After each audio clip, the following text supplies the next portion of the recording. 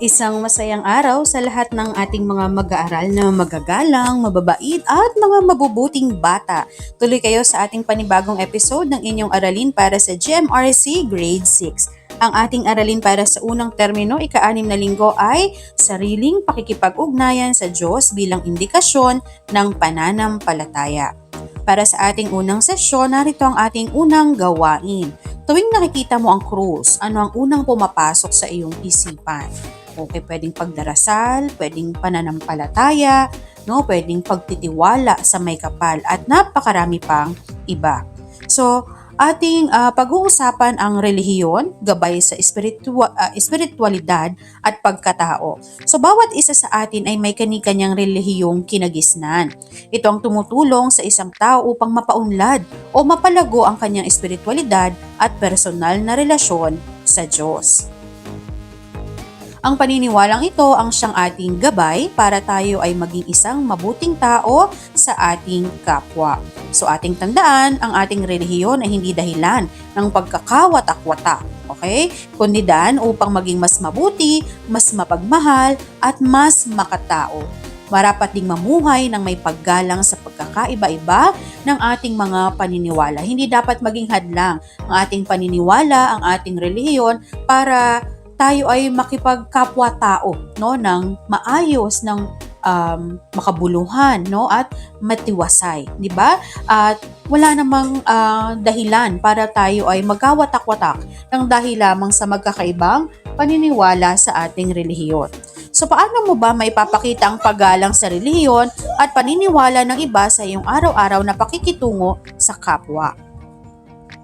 Narito ang ilan sa mga gawain na nagpapaunlad ng espiritualidad na pagkatao ng isang individual at maaring magpakita ng mabuting pagkatao sa sino mang may ibang paniniwala. So pag-aalaga sa may sakit, pagtulong sa gawaing bahay, pangangalaga sa kalikasan, pagsisimba o pagsamba, palagi ang pagdarasal at pagtulong sa nangangailangan. So sabi nga natin, lahat ng ginagawa nating mabuti sa ating kapwa ay kinalulugdan ng may kapal, ng may likha. At kumbaga sabi nga, kung anong ginawa nating mabuti sa ating kapwa ay ginawa na rin natin sa ating may kapal. So talagang dapat isipin natin lagi na gumawa ng mabuti sa ating kapwa. Iwasan ng pag-isip ng hindi maganda at mga bagay na nakakasakit, no, sa ating kapwa. Sabi nga, iba-iba man ang relihiyon na ating kinabibilangan, dapat nating igalang at respetuhin ang ating pagkakaiba-iba sa ating mga pinaniniwalaan.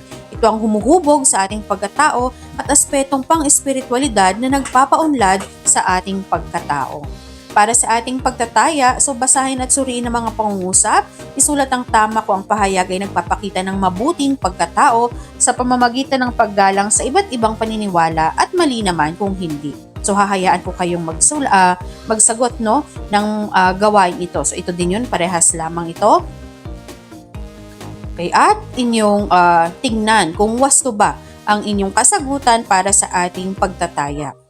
At para sa inyong gawain, no, para sa pagpapaunlad, gumawa ng krediko o personal creed of faith na naglalaman ng mga personal na paggabay na pagpapakita ng iyong pananalig sa Diyos. So isulat ito sa loob ng imahe sa ibaba. So ano ba yung parang pinaniniwalaan mo, no, na iyong gagawin para gumawa ng mabuti, maging isang mabuting tao at patatagin ang inyong pananalig o pananampalataya.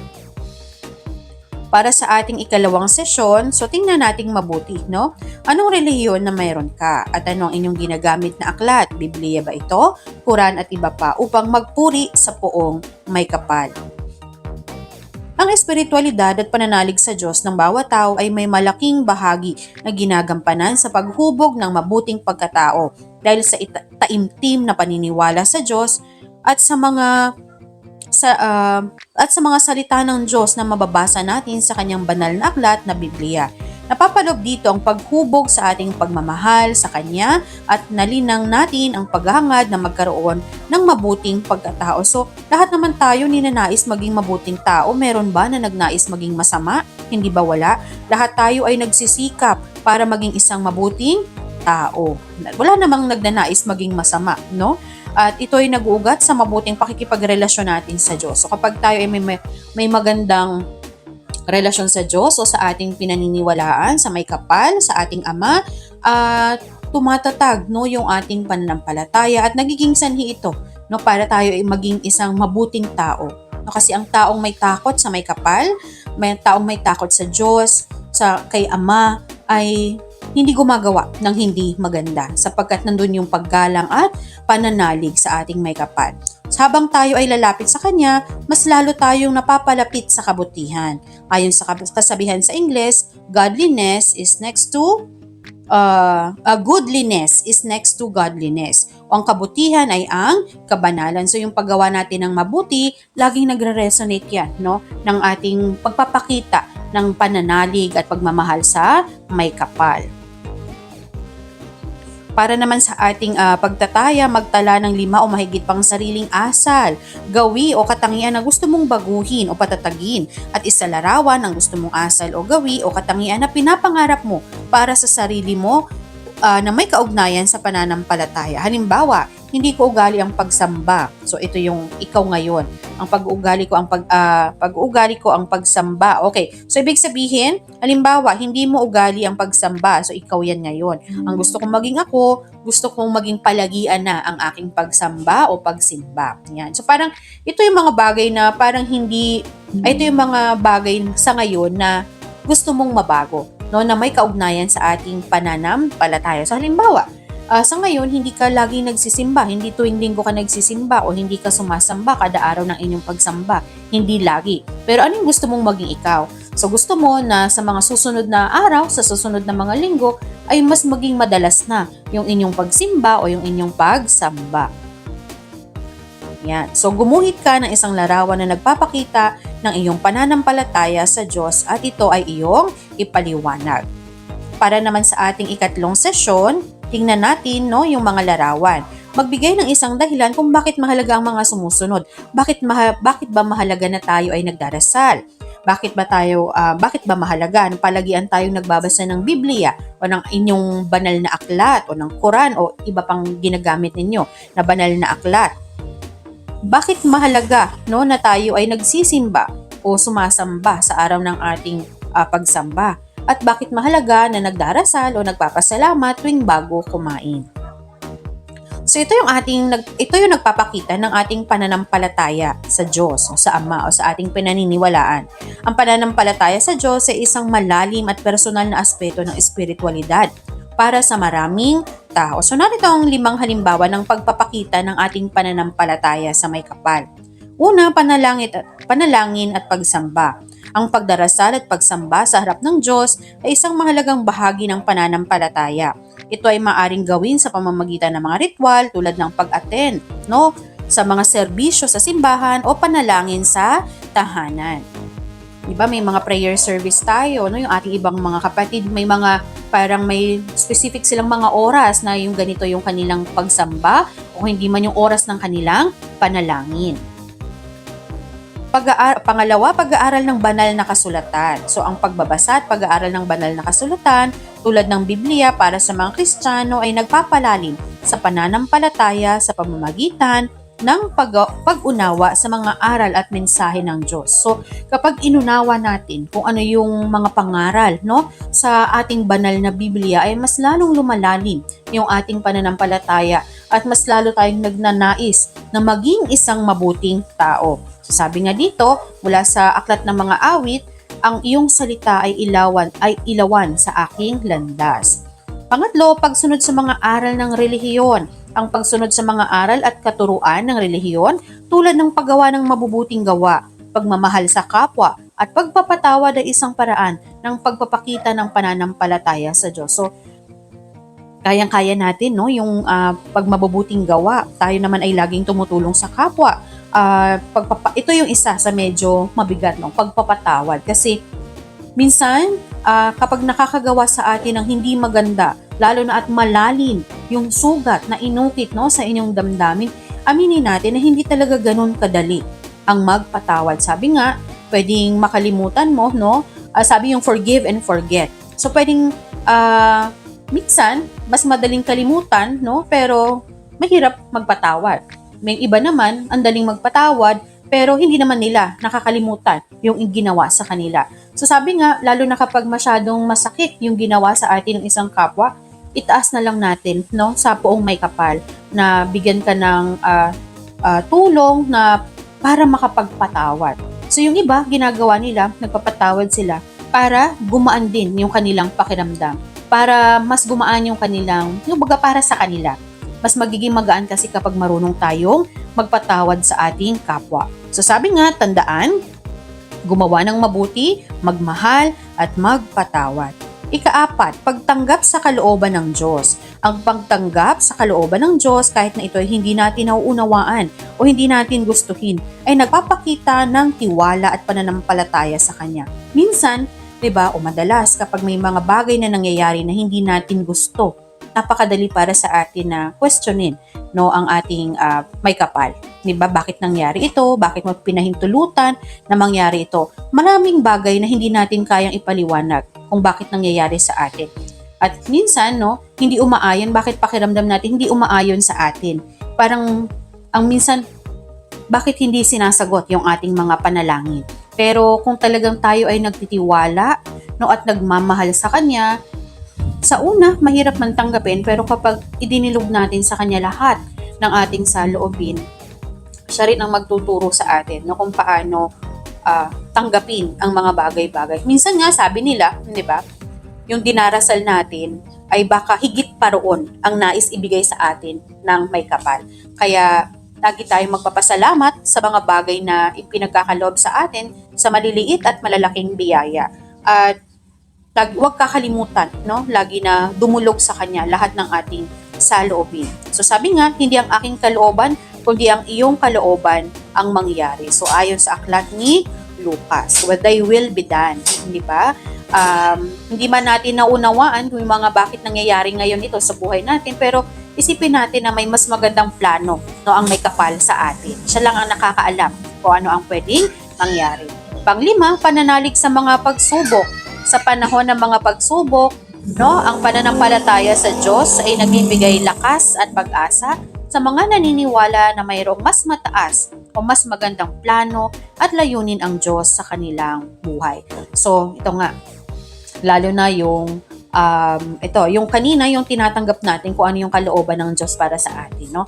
Dito naman, yung panglima, yung pananalig sa mga pagsubok. So, hindi naman may kakaila, no? Sa ating buhay, lagi tayong may hinaharap na iba't ibang pagsubok. Pero dapat, hindi mawawala yung pagtitiwala, pananalig, no, sa ating may kapal. Kumbaga, hindi niya ibibigay ang mga bagay na hindi natin kayang harapin o dalhin. So, wag lang tayong mawawalan ng tiwala at pananalig sa Kanya sa anumang oras. Pagsubok man, huwag tayong makalimot na humingi ng tulong sa Kanya. Kung biyaya man, huwag din tayong makakalimot na magpasalamat sa Kanya. So sabi nga, magtiwala sa Diyos sa lahat ng panahon sapagkat Siya ay laging tapat. Ang pananampalataya ay hindi lamang paniniwala, kundi isang pamumuhay na may tiwala, pag-asa, at pagmamahal sa Diyos. Okay. So dito, personal, no, pagsusuri sa sarili. So hahayaan ko na lang kayo na suriin ang inyong sarili. Ikaw ba ay mabuting tao? So basahin ang mga nakatalang katangian at lagyan ng check ang angkop na hanay kung ito ay isa sa buhay mo o hindi. Maging matapat sa iyong pagsagot at iligay ang iyong mga sagot sa iyong kwaderno. Para sa isa pang gawain, gumawa ng acrostic, no, na magpapayaman ng iyong pananampalataya sa Diyos gamit ang salita sa ibaba. Okay. So narito yung ating mga posible, no? Isa sa mga posibleng sagot. At alam kong mas magiging maganda pa ang iyong kayang gawin kaysa rito. Okay. So dito naman, para sa ating ika-4 na sesyon, okay.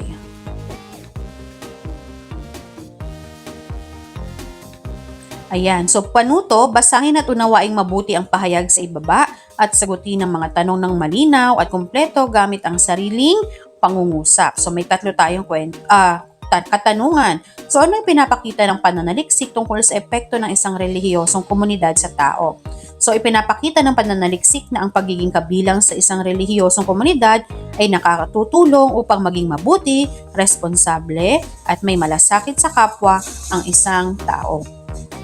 Paano nakakatulong o nakatutulong ang relihiyosong pagpapalaki ng mga magulang sa paghubog ng pag-ugali at damdamin ng kanilang mga anak?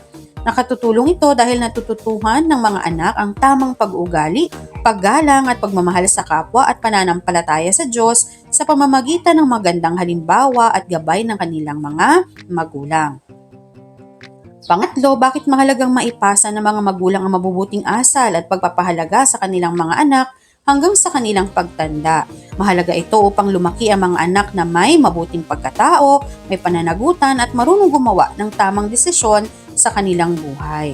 So pagtibayin ang pananampalataya sa Diyos. Sa pananampalataya sa Diyos, ang pananampalataya sa Diyos ay isang malalim at personal na aspeto ng espiritualidad para sa maraming tao. So narito ang 5 paraan kung paano maaring pagtibayin ang ating pananampalataya sa Diyos. Unang-una na ang panalangin.